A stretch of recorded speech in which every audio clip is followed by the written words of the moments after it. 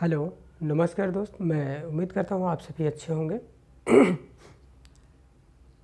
आज कुछ चर्चा करेंगे कि आज हम नए मिशन पे चलेंगे। इस नए मिशन का नाम है भारतीय राज्य व्यवस्था। आपको मैं बता दूं कि आप ज्योग्राफी जो पढ़ रहे हैं, ज्योग्राफी का जो सीरीज चल रहा है, वो ज्योग्राफी का सीरीज चलता रहेगा इसी तरीके से। लेकिन उसके साथ साथ जो भारत की राज्य व्यवस्था, इसको इस सीरीज़ को भी स्टार्ट करेंगे और इसको भी आगे आने वाले हमारे पास टाइम है, हमारा काम ही है पढ़ना और पढ़ाना, तो इसको भी कंप्लीट करेंगे। और इसको जैसे ज्योग्राफी का डे बाय डे सीरीज़ के रूप में एक तरीके से उसके टॉपिक के बाद कौन सा टॉपिक पढ़ना है उस आ रहा है, ऐसे तरीके से आपको भारतीय राज्य व्यवस्था में भी जितने सिलेबस हैं सारे सिलेबस को कंप्लीट कराया जाएगा। और हाँ, इसका सोर्स मेनली क्या रहेगा, आप जो यूपीएससी की तैयारी करते होंगे आप वो जानते होंगे, और जो यूपीएससी यूपीपीसीएस या किसी स्टेट पीसीएस के बारे में आप तैयारी करते होंगे, तो आप यम लक्ष्मीकांत का नाम आप सुना होगा, आप सुने होंगे यम लक्ष्मीकांत। ज़्यादातर मेरा जो बेस होगा यम लक्ष्मीकांत का जो बुक है उसको मैं बहुत बार पढ़ा हूँ और उसी को मैं पढ़ता हूँ ज़्यादातर। एनसीईआरटी और यम लक्ष्मीकांत और दृष्टि पब्लिकेशन का जो बुक्स आती हैं इसके भी मैं पढ़ता हूँ। तो ज़्यादा मेरा जो बेस होगा यम लक्ष्मीकांत का बेस होगा। और आप भी अगर तैयारी करते हैं तो आप पढ़े भी होंगे, जानते होंगे, समझते होंगे। और इसी को बेस बना करके इसी पर लेक्चर आएंगे आगे आने वाले वीडियो में। आज हम इसके जो जितने चैप्टर हैं, चैप्टर के नाम और उसके चैप्टर में क्या क्या पढ़ने हैं इसमें आज के लेक्चर में कंप्लीट करने की कोशिश करेंगे कि आज जितना से ज़्यादा हो सके ये टॉपिक उसके सिलेबस वाले पार्ट को बता दें आज के लेक्चर में। तो फिर ठीक है, टाइम वेस्ट बिना किए स्टार्ट करते हैं।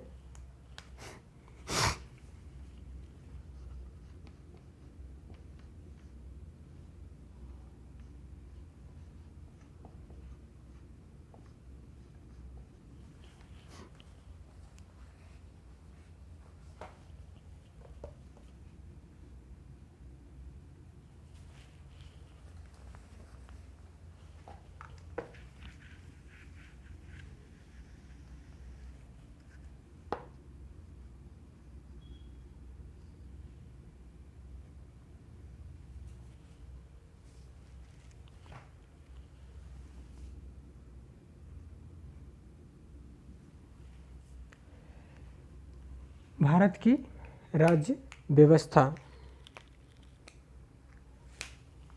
ये जो भारत की राज्य व्यवस्था है, एक तरीके से हम इसमें जो भारत की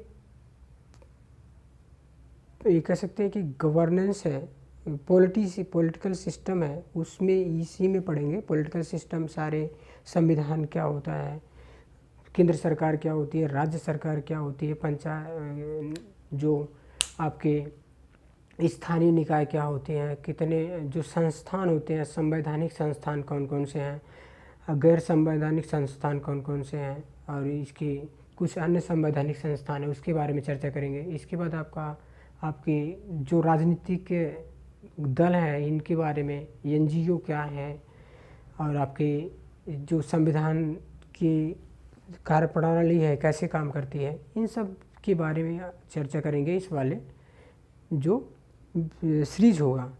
इस सीरीज़ को आज यहाँ पर जो टॉपिक है, टॉपिक स्टार्ट करेंगे। पहला टॉपिक क्या होगा और इसमें क्या क्या पढ़ने होंगे, सीरियल बाय सीरियल आपको बताते जा रहा हूँ। और आने वाले लेक्चर में इसी सीरियल को ध्यान में रख करके, इसी सीरियल के आधार पर जो लेक्चर होंगे कंप्लीट किए जाएंगे।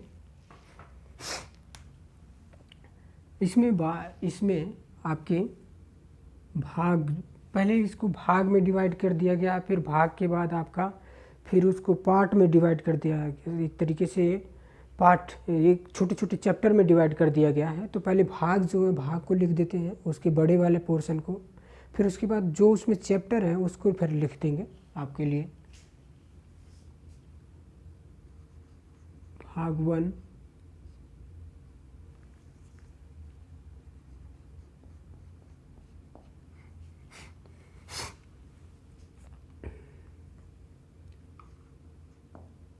संवैधानिक ढांचा। संवैधानिक ढांचा ये भाग 1 है और इसमें बहुत सारे इसमें चैप्टर जो है, इसके पार्ट लेक्चर कौन कौन से हैं इसको देख लेंगे। फिर इसके बाद भाग 2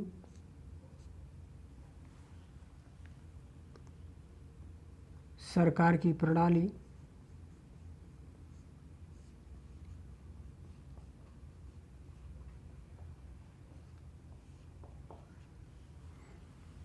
भाग 3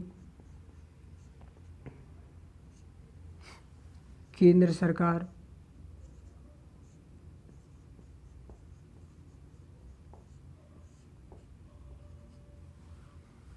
भाग 4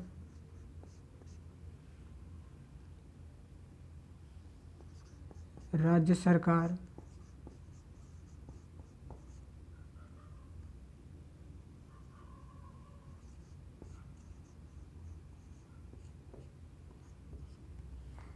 भाग 5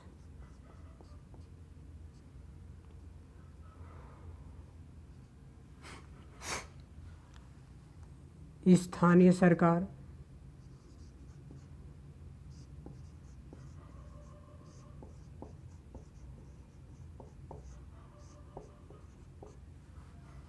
भाग 6 केंद्र शासित प्रदेश।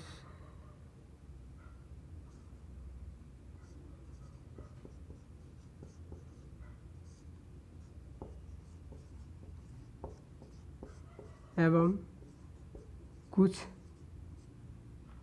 विशेष राज्य, विशेष अधिकार प्राप्त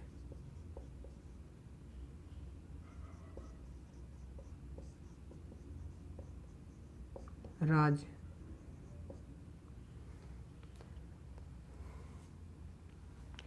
ये इसके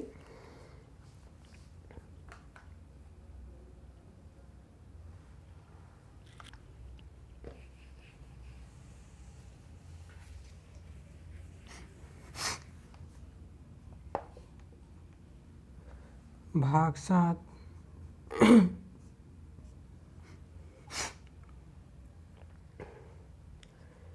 जो आपके यहाँ पर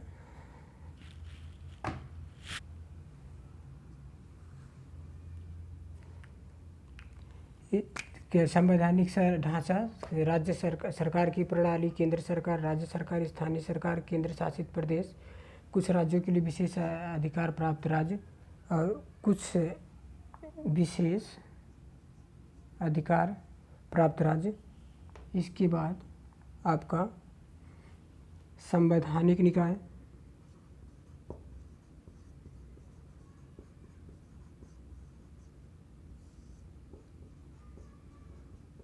निकाय कॉन्स्टिट्यूशनल बॉडीज।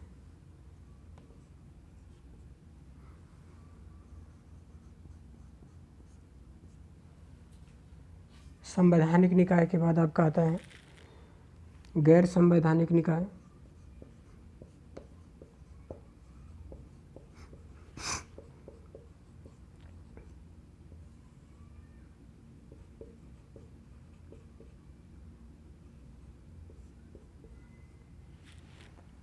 भाग 9 अन्य संवैधानिक निकाय।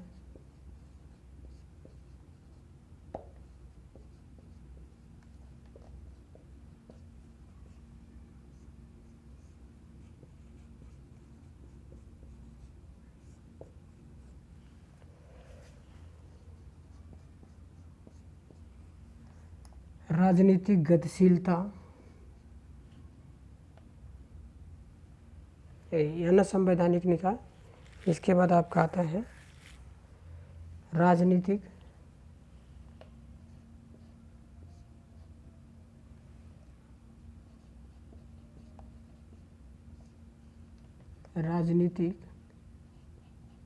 गतिशीलता।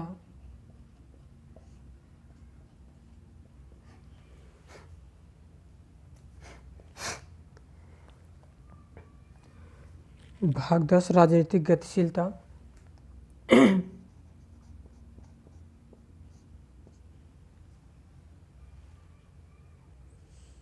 इसके बाद आपका आता है संविधान के संशोधन की प्रणाली।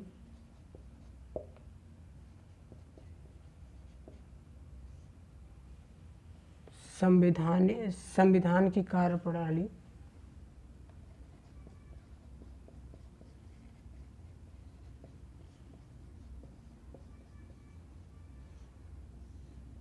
ये आपके ये चैप्टर है 11। इसमें कुछ इसमें है मिस्टेक हो रहे होंगे, देखते हैं इसका मिस्टेक तो नहीं हो रहा है।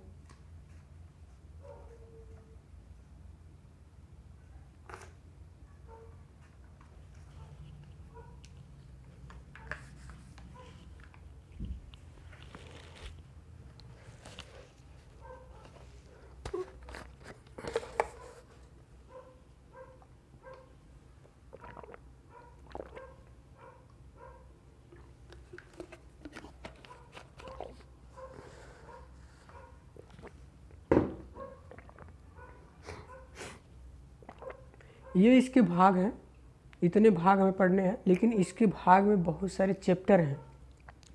इस चैप्टर को हमें पढ़ना है। ये तो बस इतने भाग हैं, इतने पार्ट हैं इसके। जैसे संवैधानिक ढांचा, इसको लेकर के इसमें 10-11 चैप्टर हैं। 10-11 चैप्टर को भी लिखते हैं कि इन चैप्टर का नाम क्या क्या है। ये आप इसको शॉर्ट स्क्रीन ले सकते हैं और आप इसको याद कर सकते हैं कि इसमें हमें कितने भाग के रूप में पड़ता है। जैसे संवैधानिक ढांचा, सरकार की प्रणाली क्या है, केंद्र सरकार क्या है, राज्य सरकार क्या है, स्थानीय सरकार क्या है, केंद्र शासित प्रदेश और अनुसूचित जाति और जनजातियों के क्षेत्र क्या है, संवैधानिक निकाय क्या है, गैर संवैधानिक निकाय क्या है, अन्य संवैधानिक निकाय क्या है, राजनीतिक गतिशीलता का मतलब क्या होता है, संविधान की कार्यप्रणाली क्या होती है, इसके बारे में आप जान सकते हैं, समझ सकते हैं। हम एक पहला इसको इधर नीचे मिटा देते हैं, फिर इसके बाद आपको जो ऊपर वाले इनको फिर दोबारा लिखेंगे रवि।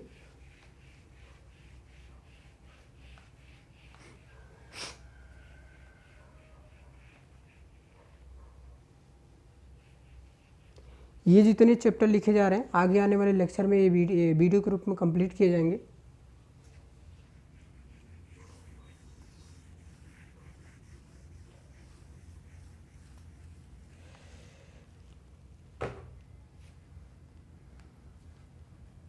जो संवैधानिक ढांचा है इसका मतलब होता है कि संविधान की, हमारे यहाँ के संविधान की क्या बेसिक स्ट्रक्चर है। कॉन्स्टिट्यूशनल स्ट्रक्चर कहते हैं इसे, कॉन्स्टिट्यूशनल स्ट्रक्चर।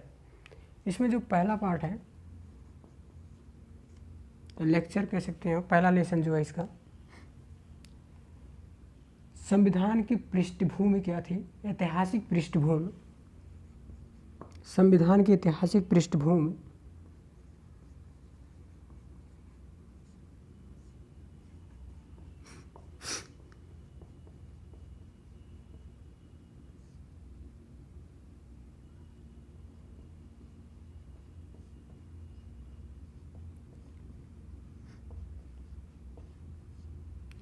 संविधान की ऐतिहासिक पृष्ठभूमि,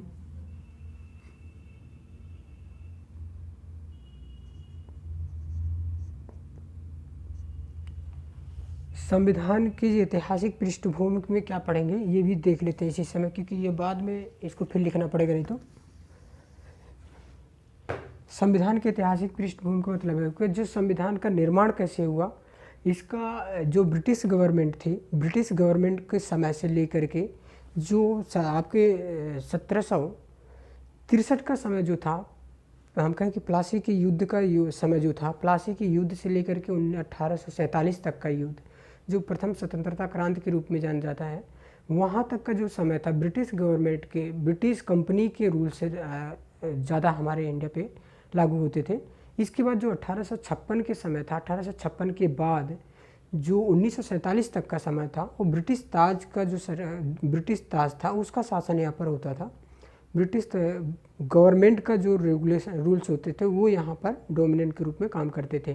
और 1763 से लेकर के उस 1763 से लेकर के 1857 तक का जो कार्यकाल था वो कंपनी का शासन रहता था, कंपनी का रूल्स एंड रेगुलेशन लागू होते थे। तो इसमें हम दो पार्ट के रूप में पढ़ेंगे। पहला तो 1763 से लेकर के 1857 तक का भाग तक का शासन, तक कंपनी का शासन।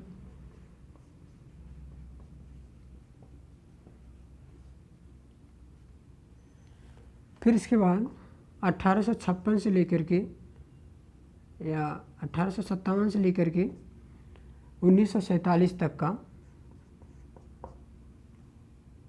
47 तक ब्रिटिश सरकार का शासन। ये जो 1763 से 1857 के तक के कंपनी का शासन, 1857 से 1947 तक का ब्रिटिश सरकार का शासन, ये एक तरीके से हमारे संविधान के निर्माण में बहुत इनका बैकग्राउंड के रूप में यूज़ किया गया है। इनको देखेंगे इस ऐतिहासिक संविधान के ऐतिहासिक पृष्ठभूमि वाले चैप्टर में। ये आगे इसको आगे कंप्लीट किया जाएगा। फिर इसके बाद आता है आपका part 2,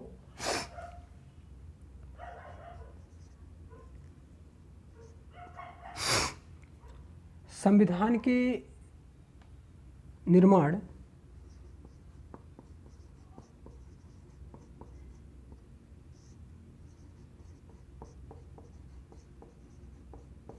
making of the constitution. हमारा संविधान का निर्माण में जो पढ़ना होगा वो क्या क्या पढ़ना होगा, जैसे संविधान की मांग, संविधान सभा का गठन, और जो संविधान सभा की बैठक थी,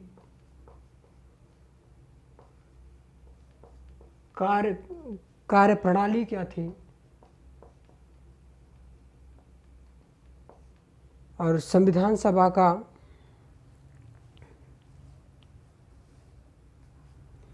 समिति, जो संविधान सभा में संविधान सभा की आलोचना भी होती है,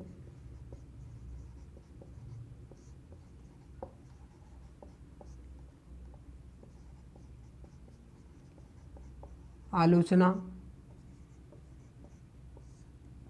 और इसके पहले तो थोड़ा पढ़ेंगे संविधान सभा की समितियाँ, जो समितियाँ थी संविधान सभा की, उसके बारे में। ये टॉपिक, ये जो मांग किसने किया था, गठन कैसे हुआ था, बैठक कितनी हुई थी, कार्यप्रणाली उसकी क्या थी, समितियाँ उसके कौन कौन सी थी, अलग अलग सब्जेक्ट पे, अलग अलग विषयों पे, और इसकी संविधान सभा की आलोचना कैसे की जाती है, क्यों की जाती है, इस वाले चैप्टर में, संविधान का निर्माण वाले चैप्टर में पढ़ेंगे इसको। ठीक, इसके बाद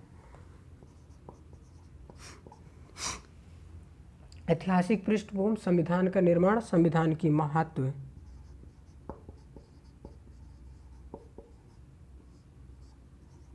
संविधान का महत्व। इस महत्व का मतलब है कि यहाँ पर विशेषता क्या है संविधान की,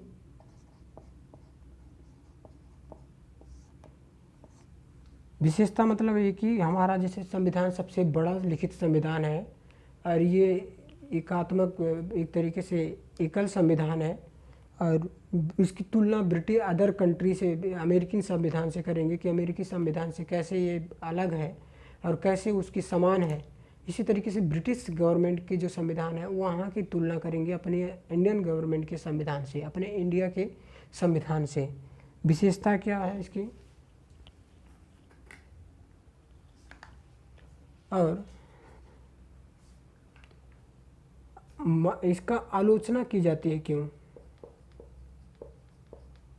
संविधान के महत्व के साथ साथ उसकी आलोचना भी की जाती है संविधान के अपने, क्यों की जाती है, इसके बारे में चर्चा करेंगे इस वाले चैप्टर में। पाठ आपका संविधान के महत्व के बाद आपका आता है प्रस्तावना,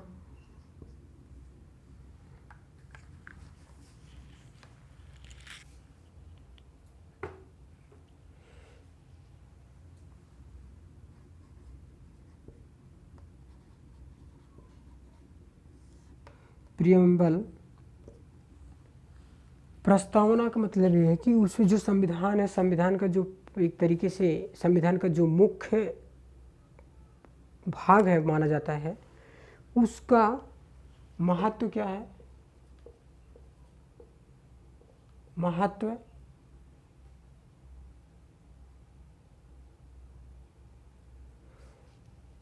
और आलोचना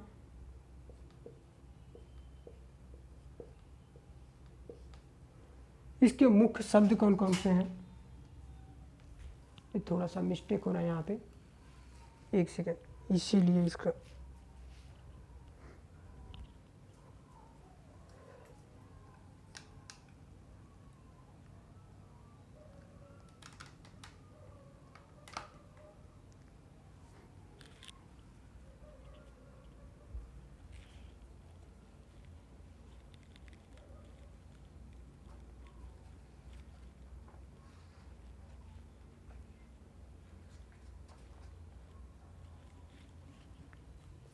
ठीक है। ये थोड़ा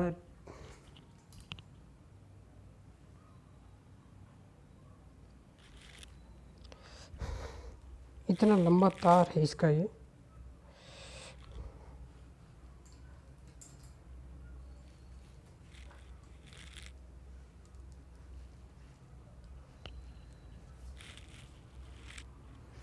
ठीक,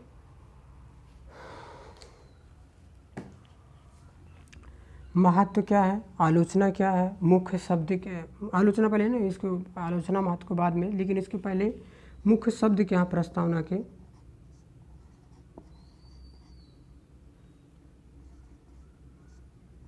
मुख्य शब्द क्या है?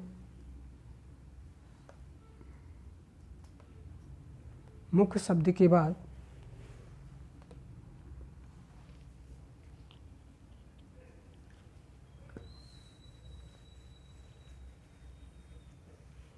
क्या प्रस्तावना में संशोधन, क्या संविधान, क्या प्रस्तावना में संशोधन किया जा सकता है? संशोधन के बाद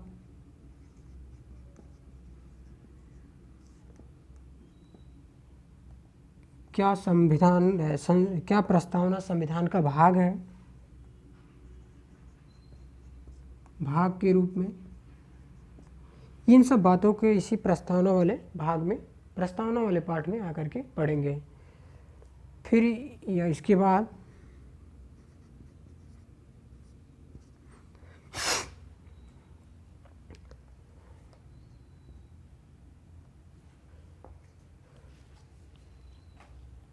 संघ एवं इसके क्षेत्र,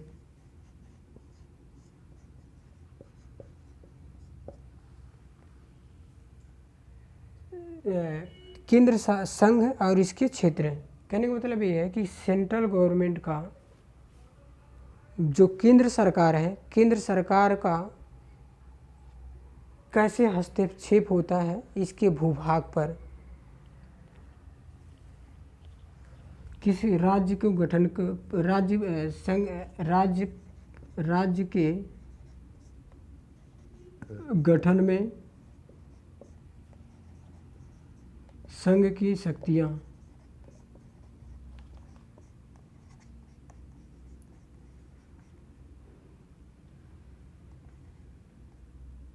संघ की शक्ति। राज्यों का पुनर्गठन कैसे, राज्यों का पुनर्गठन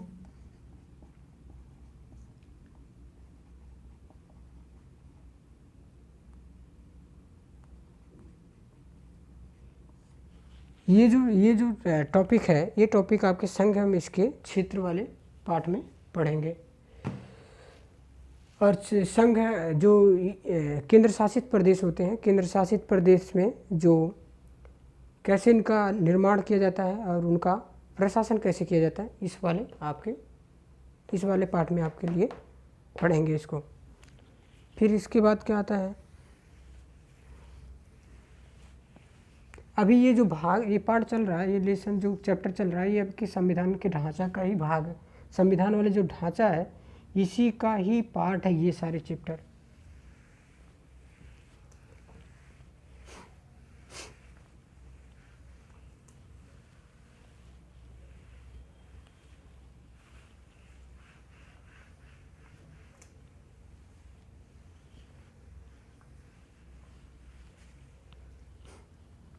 हमने देखा था केंद्र शासित प्रदेश। इसके बाद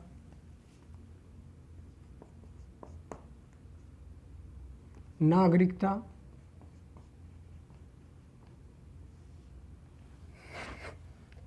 नागरिकता नागरिकता में ये देखेंगे कि भारत की नागरिकता का महत्व, तुलना करेंगे अदर कंट्री से, दूसरे देश से।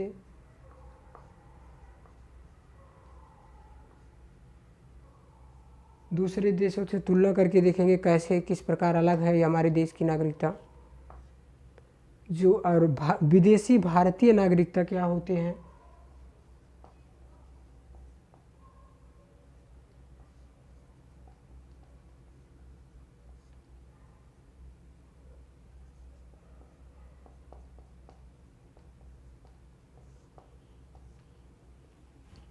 महत्व, तुलना दूसरे देशों की नागरिकता से अपने देश में विदेशी भारतीय नागरिकता क्या होती है और इनकी नागरिकता की समाप्ति कैसे होती है।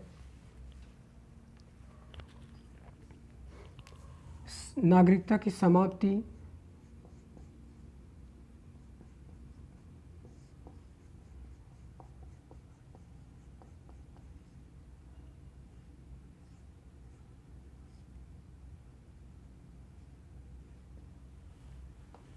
और ना, यहाँ पर ये भी देखेंगे कि नागरिकता का अर्जन कैसे होता है।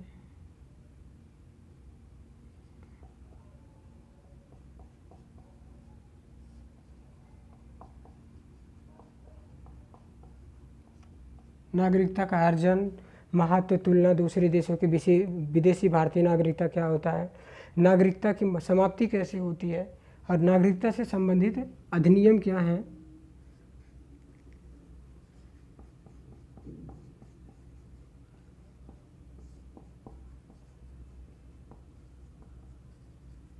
संबंधित अधिनियम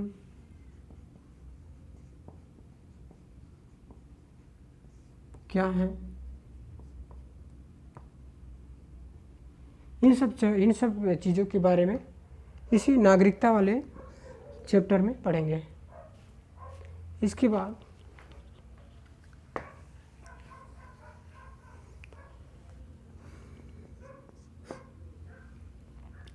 नागरिकता के बाद जो आपका आता है मूल अधिकार।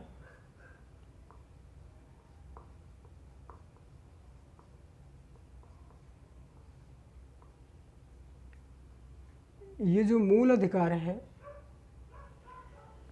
मूल अधिकार लंबा चैप्टर है ये इस खंड का, भारतीय संवैधानिक ढांचा का, तो इसको भी देखेंगे।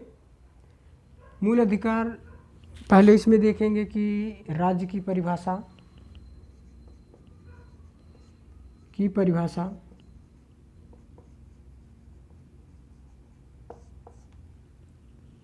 समानता का अधिकार,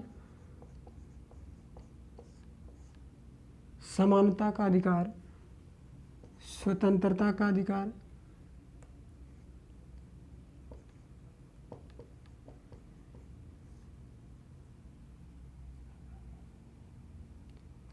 इसको थोड़ा सा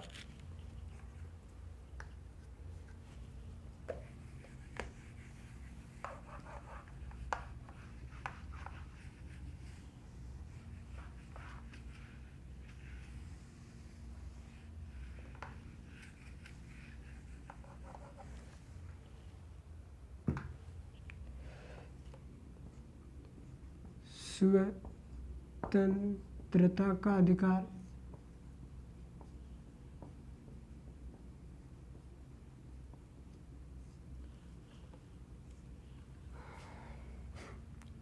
शोषण के विरुद्ध अधिकार,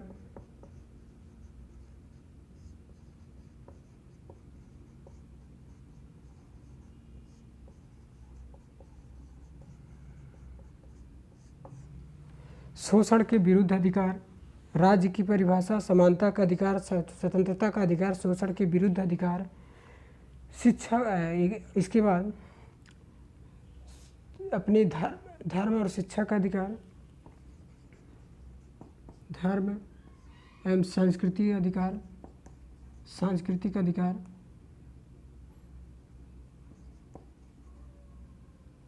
या धार्मिक है हम इसको, या तो फिर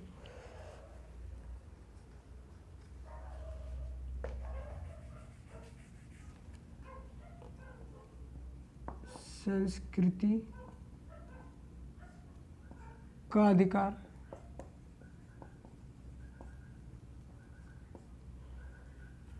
ये जो जितने अधिकार हैं ये आपके 12 अनुच्छेद 12 से लेकर के अनुच्छेद 14 से लेकर के 30 तक के, इन सब अनुच्छेद के बारे में, एक एक अनुच्छेद के बारे में पढ़ेंगे और इसके सब पार्ट के भी बारे में पढ़ेंगे कि इसके कितने, जितने, जैसे 14 ये है 14 के, फिर खंड जो है उसके बारे में 15 के जो खंड कितने हैं, 19 के हैं, 19 के कितने खंड हैं, इन सब के बारे में इसी चैप्टर में, मूल अधिकार वाले चैप्टर में पढ़ेंगे। इसके बाद आपको इसी में आता है आपका जो मूल अधिकार है, मूल अधिकार की तुलना की जाती है सशस्त्र बल,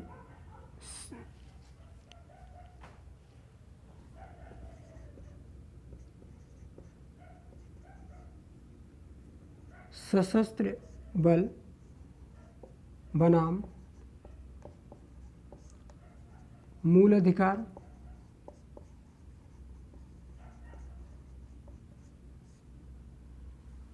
सशस्त्र बल बनाम मूल अधिकार।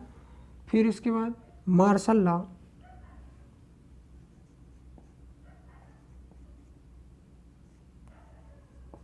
मार्शल लॉ बनाम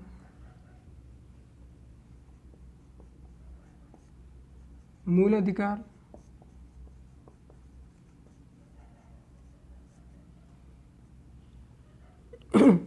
और मूल अधिकार की आलोचना क्यों की जाती है? आलोचना और क्या मूल अधिकार की जो कुछ जो हमारे भाग, जो मूल अधिकार का खंड है, इसके बाहर के कुछ बहुत सारे मूल अधिकार हैं, वो क्या है? भाग 3 से भाग 3 के बाहर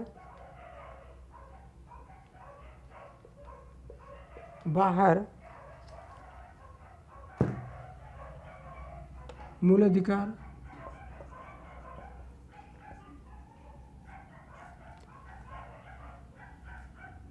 और कुछ ऐसे मूल अधिकार हैं जो भाग 3 के बाहर है, इनके बारे में इसी चैप्टर में, मूल अधिकार वाले चैप्टर में आपके लिए पढ़ेंगे। और इसमें बहुत सारे अभी और से टॉपिक हैं, इसके बारे में भी पढ़ेंगे। सारा यहाँ पर लिखना अभी नहीं संभव है, लिख सकते हैं लेकिन बहुत टाइम लगेंगे उसके लिए। फिर इसके बाद अगला चैप्टर जैसे है आपका, ये मूल अधिकार के बाद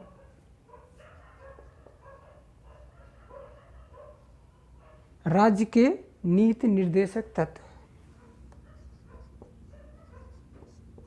राज्य के नीति निर्देशक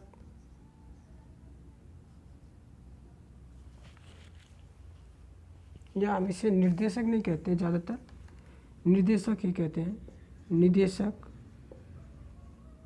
तत्व, डीपीएसपी, राज्य के नीति निर्देशक तत्व।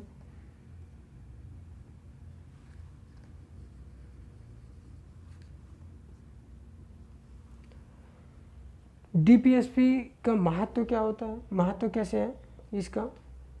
इसमें पहले देखेंगे कि राज्य की भूमिका कितनी होती है, या हम कहेंगे इसकी विशेषता,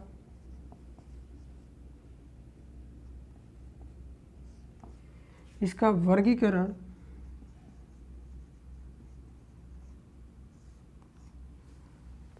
राज्य की भूमिका,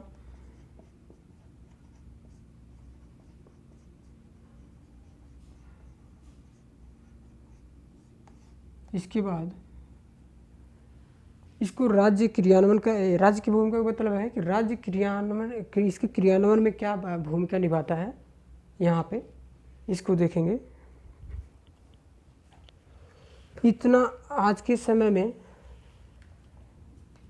ये हम कहें कि निर्देशक तत्वों की उपयोगिता कितनी है,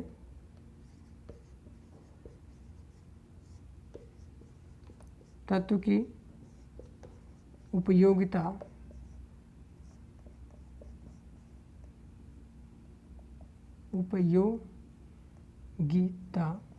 उपयोगिता कितनी है आज के समय में, और इसका आलोचना कैसे की जाती है।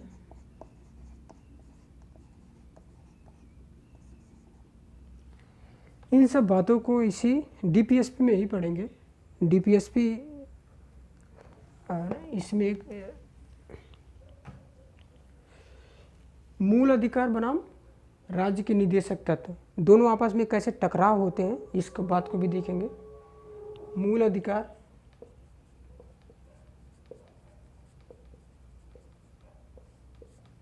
और निदेशक तत्व बनाम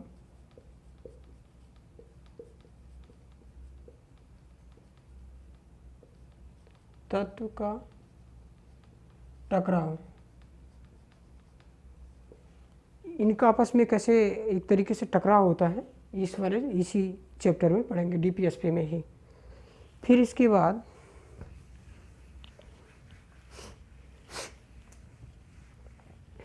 जो भी ये संवैधानिक ढांचा है, संवैधानिक ढांचा का ही अगला चैप्टर है। अभी इसका जो भाग है, भाग चेंज नहीं हुआ है, इसी खंड का हिस्सा है ये।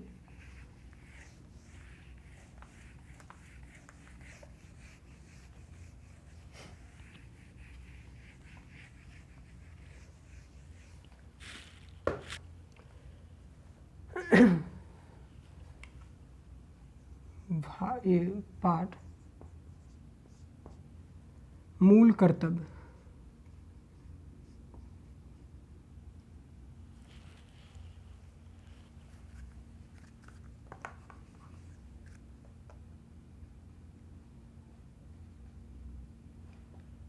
मूल कर्तव्य में क्या क्या पढ़ेंगे।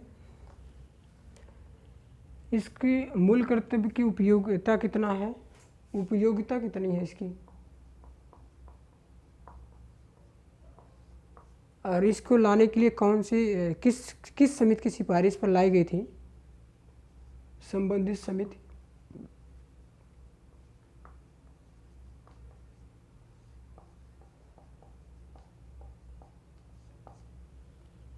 उपयोगिता क्या है कि संबंधित समिति कौन सी थी और इसकी आलोचना क्यों की जाती है।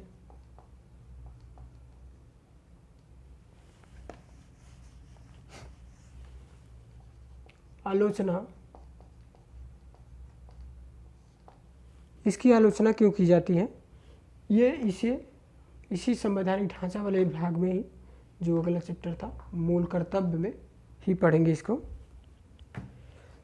और इसकी उपयोगिता, इसके महत्व ही है, और इसको लाने के लिए जो समितियां गठन की गई थी, उनको कौन सी समिति थी जिसकी मांग की थी कि मूल कर्तव्य होना चाहिए, इससे संबंधित संविधान के संशोधन था, और ये किस भाग में है ये भी देखेंगे इसी वाले भाग में, पाठ में। फिर इसके बाद आपका आता है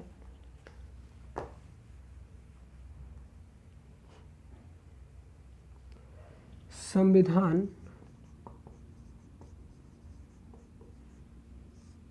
का संशोधन,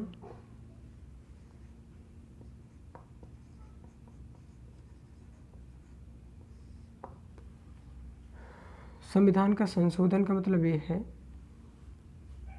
कि इनकी संविधान संशोधन की प्रक्रिया क्या है,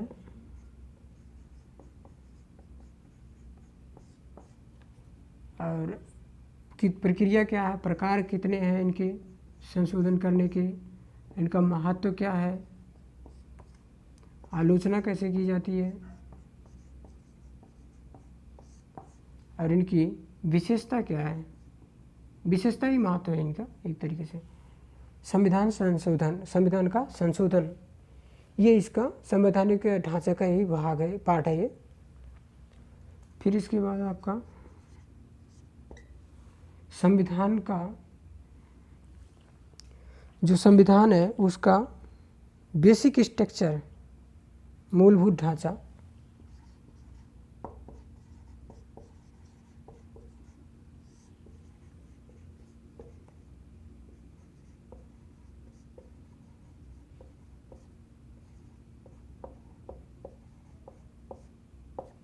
ये जो चैप्टर है संविधान का मूलभूत ढांचा, basic structure of the constitution, इस वाले पाठ में हम जो समय समय पर जैसे संविधान का संशोधन हुआ, फिर बहुत सारे लॉ बने, लॉ में बहुत सारी कैसी कंट्रोवर्सी हुई, वो कंट्रोवर्सी सुप्रीम कोर्ट तक पहुंचा।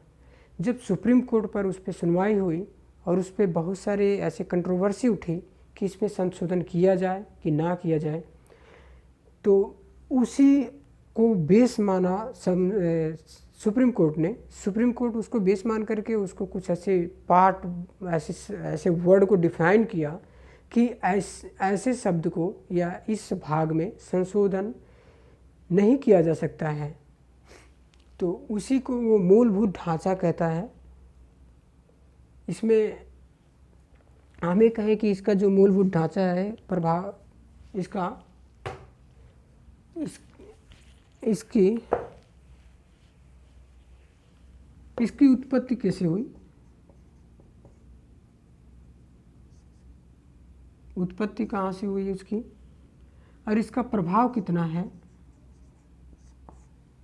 उपयोग प्रभाव कितना है इसका मूलभूत ढांचे का, और आज के समय में इसका महत्व कितना है, और आलोचना क्यों की जाती है।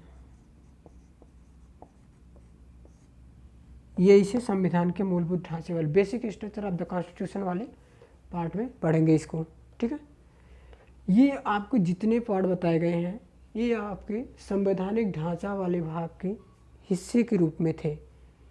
जैसे मूल कर्तव्य में ये टॉपिक है, ये हेडिंग है, और इसको पढ़ेंगे। उपयोगिता, संविधान समितियाँ, संबंधित मूल कर्तव्य से संबंधित समितियाँ जो थी, आलोचना की हुई थी इसकी, ये इसके एक भाग है। ठीक है, फिर अगला जो यहाँ से चेंजिंग अब आता है, यहाँ भी 2 हो जाएगा,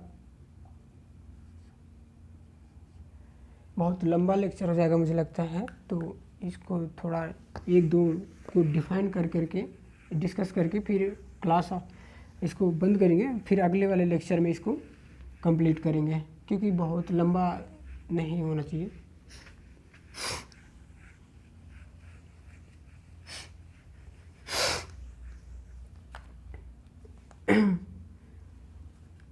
जो अगला भाग था इसका, सरकार की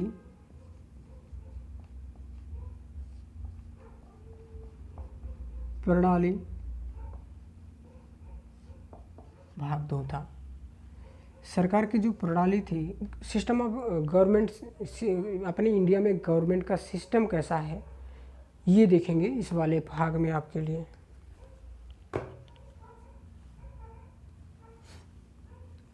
इसको संघीय व्यवस्था, या हमें कहें कि संसदीय व्यवस्था पहले देखेंगे।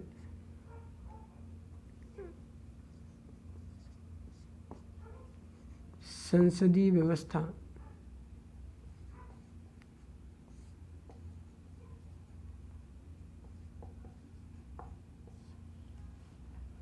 संसदीय व्यवस्था, जो संसदीय व्यवस्था है इसकी विशेषता क्या होती है,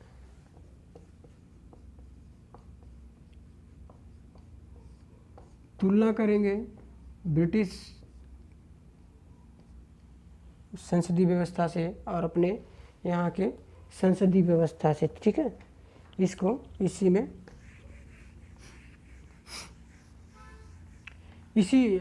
इस वाले टॉपिक में ही इसको पढ़ेंगे अपने यहाँ। इसके गुण क्या है, दोष क्या है, अपनाने के कारण क्या थे,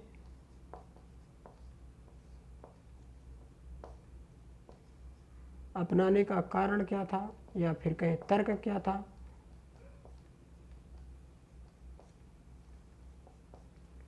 ये जो बातें हैं इस संसदीय व्यवस्था वाले पार्ट में इसको कंप्लीट करेंगे आगे आने वाले लेक्चर में। फिर इसके बाद आपका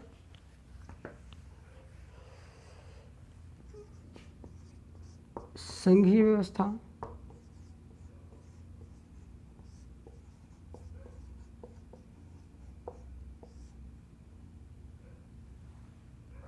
संघीय व्यवस्था में एकात्मक सरकार और दोहरी सरकार, जैसे हम कह सकते हैं कि सेंट्रल गवर्नमेंट और स्टेट गवर्नमेंट, इसमें आपका इसकी विशेषता, संघीय सरकार की विशेषता क्या होती है?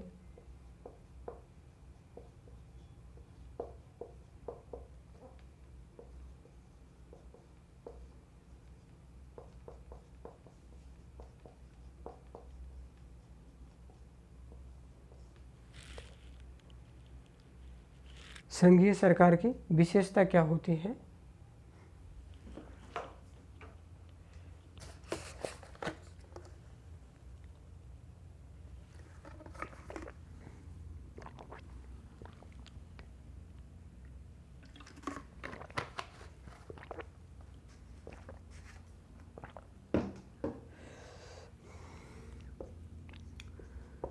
संघीय व्यवस्था की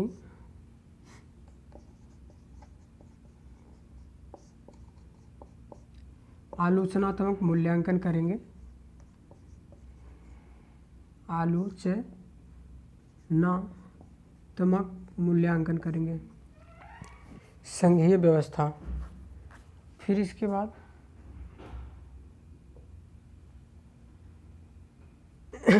इस संघीय व्यवस्था के बाद आपके जो अगला पार्ट है, इसी जो सरकार की प्रणाली है,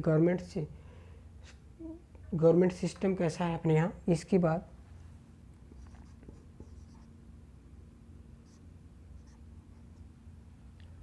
हमारे यहाँ की गवर्नमेंट की प्रणाली कैसी है? केंद्र राज्य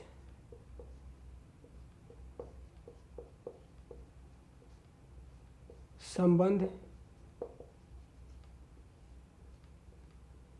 केंद्र राज्य संबंध कैसे पार्ट है, ये एक पार्ट का नाम है। इसमें विधायी संबंध,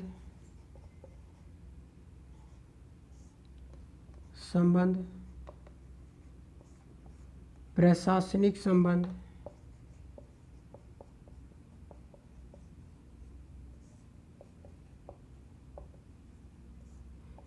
वित्तीय संबंध,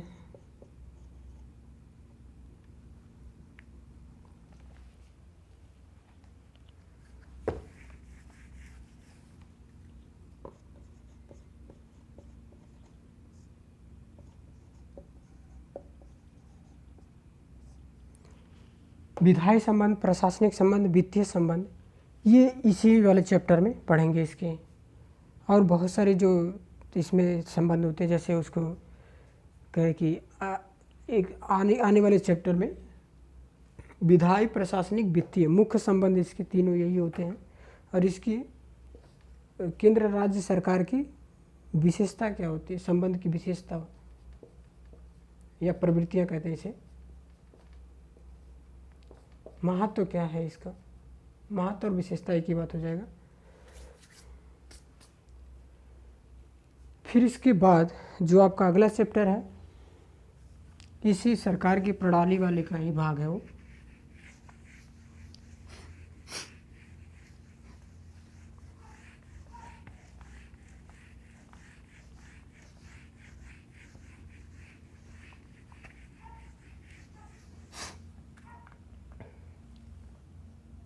सरकार की प्रणाली का ही भाग जो था, इसके बाद अंतर्राज्यीय संबंध, अंतर्राज्यीय संबंध, यानी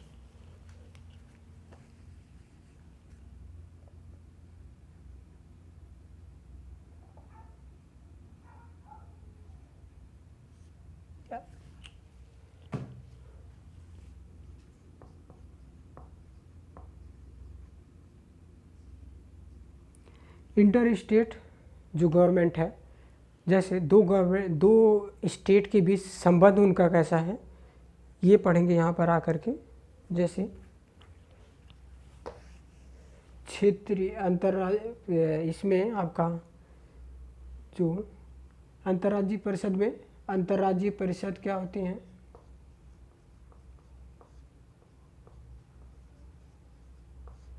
परिषद। क्षेत्रीय परिषद क्या होती हैं?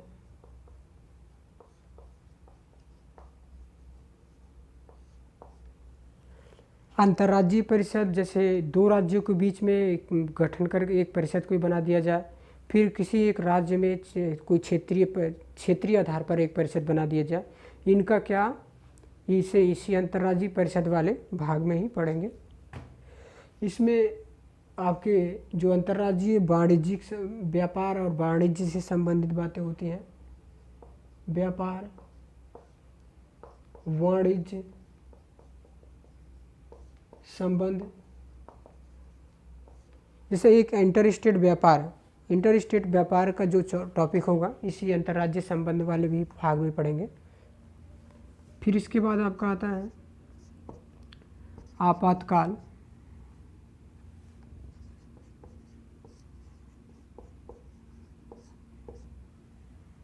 राष्ट्रपति शासन, इसका नाम है आपातकाल या आपातकालीन व्यवस्था जो अपने यहाँ की है, वो टॉपिक इसमें पढ़ेंगे। इसमें जो राष्ट्रपति शासन,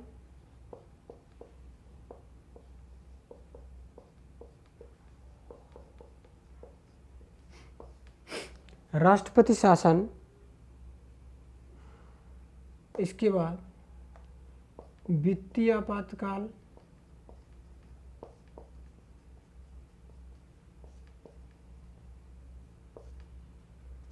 वित्तीय आपातकाल क्या होता है?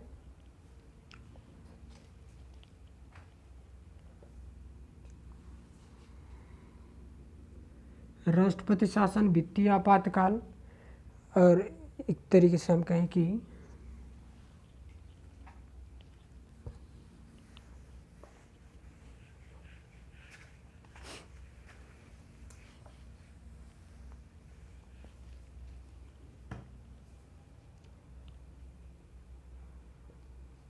राष्ट्रीय आपातकाल।